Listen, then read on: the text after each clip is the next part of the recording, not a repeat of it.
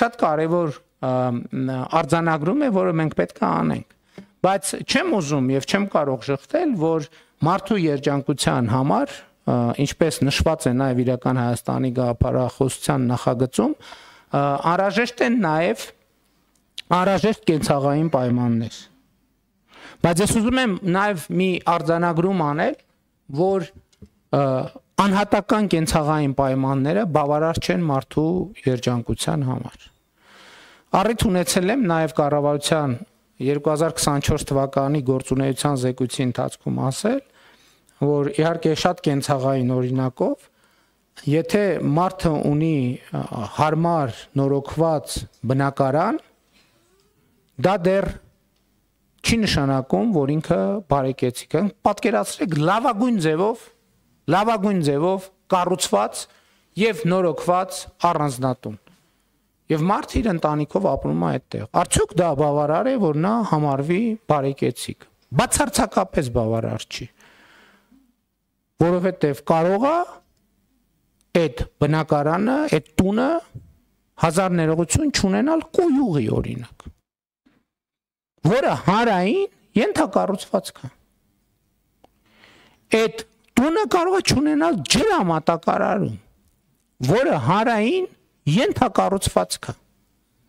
Այդ տունը կարող է չունենալ էլեկտրական հոսանք։ Լավ, հիմա արևային ֆոտովոլտային կայաններ կարող են դնել, այդ մասը հələ բան անենք, բաց թողենք։ Չնայած այդ էլ հանրային ենթակառուցվածք է։ Եթե մարդը այդ տանը ամեն օր առավոտյան ուտումը սև խավիար, կեսօրին, չգիտեմ, կարմիր խավիար, երեկոյան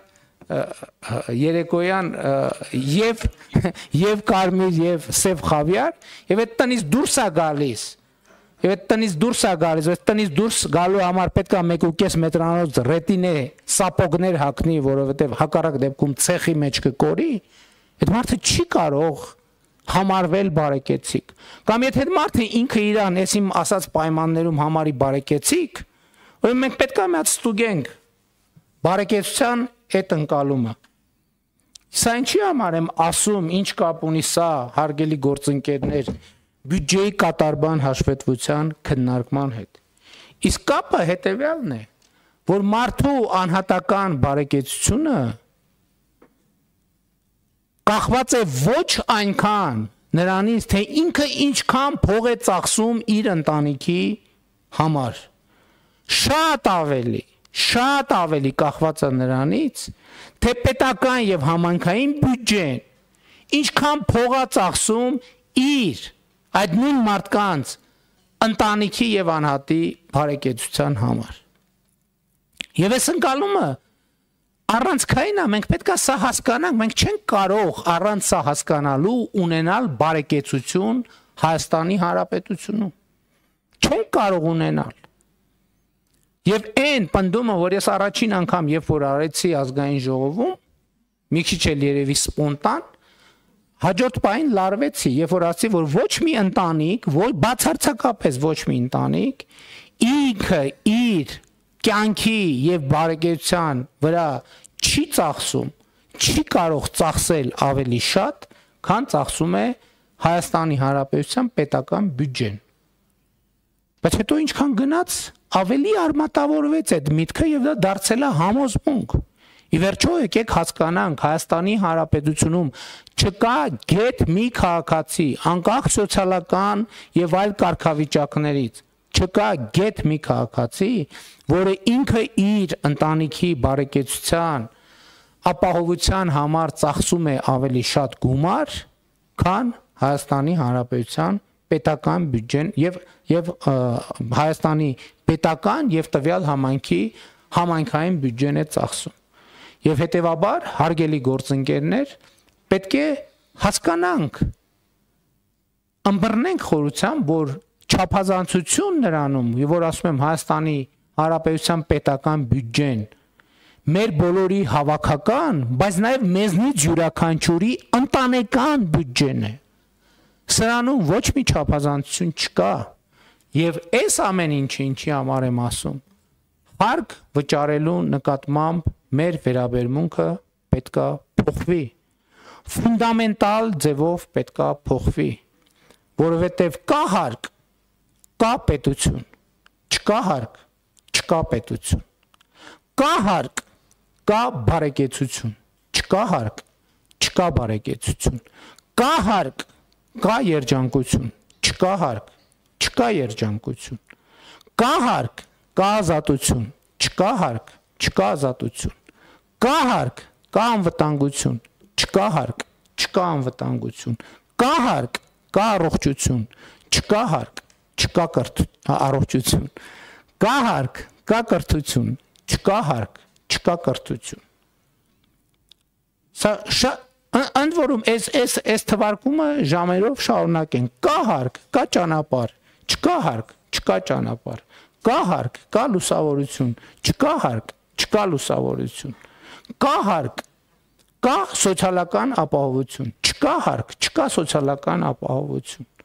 կա հարկ, կա անտառ, չկա հարկ, չկա անտառ, կա հարկ, կա մաքուր օդ, չկա հարկ, չկա մաքուր օդ։ Հիմա հա անսպառ է, բառես բուն իմաստով անսպառ է։ Հիմա այն ինչ որ չկա, ինչի պատճառով է, որ չկա, հարկ չլինելու պատճառով է, որ չկա, աշխատանք չլինելու պատճառով է, որ չկա, հարկ վճարելու նկատմամբ վերաբերմունքի պատճառով է, որ չկա։ Եվ դրա համար էս է պատճառը, որ ես այդպես էլ չեմ կարողանում հասկանալ եւ վերջին շրջանում, որ օրինակ շատ քննարկում է գույքահարկի բարձր լինելու կամ չլինելու հարցը։ Ես բոլոր դեպքերում ասում եմ եւ հիմա էլ ուզում եմ ասել, հրապարակային էլ եմ ասել, որ բոլոր այն քաղաքացիները կամ գյուղացիները, գյուղում ապրող մարդիկ, մանավանդ այն գյուղերում, որտեղ մենք մանկապարտեզ ենք կառուցել, փողոցներ ենք կառուցել, երբ որ խոսում են հարկի շատ լինելու մասին, խնդրում եմ ուղղակի եկեք ուղեկցենք իրենց եւ նայենք, ուղղակի լուր նայենք այն մանկապարտեզին, որը չի եղել։